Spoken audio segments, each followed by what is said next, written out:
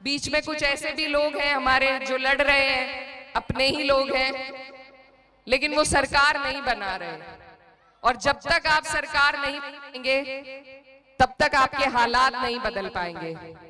इसलिए एक आधा प्रत्याशी अगर जीत भी जाता है तो वो उस तरीके से आपके काम नहीं आ पाएगा जैसे सरकार में आपका नुमाइंदा आपके काम आएगा।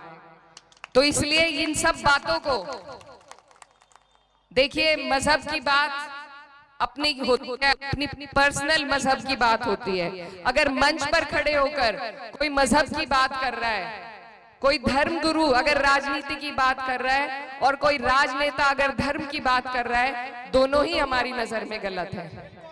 क्योंकि समस्याएं चाहे हिंदू हो मुसलमान हो, समस्या सबकी एक जैसी होती है।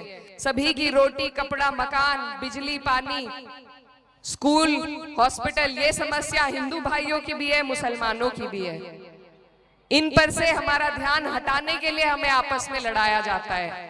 लेकिन अगर आप और हम मिलकर ये सुनिश्चित करें कि हमें सिर्फ विकास की बात करनी है, सिर्फ उन लोगों को वोट देना है जो विकास की बात करे, धर्म जात की बात ना करे, तो हमारा देश जैसा आज तक नहीं चमका आगे वैसा चमकेगा।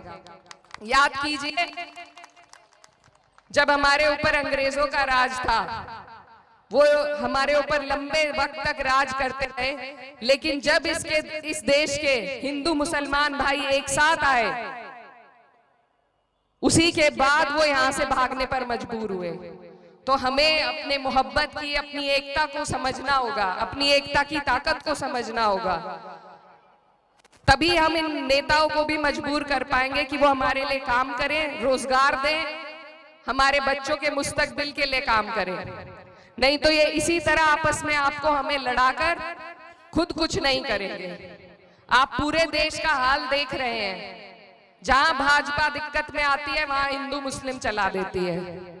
तो इनके इस षड्यंत्र को अगर कोई तोड़ सकता है, वो आप लोग बिहार की जनता तोड़ सकती है, ऐसा मेरा मानना है। क्योंकि जब जब इस देश में क्रांति हुई है, उस क्रांति की शुरुआत इसी सरजमीन से हुई है।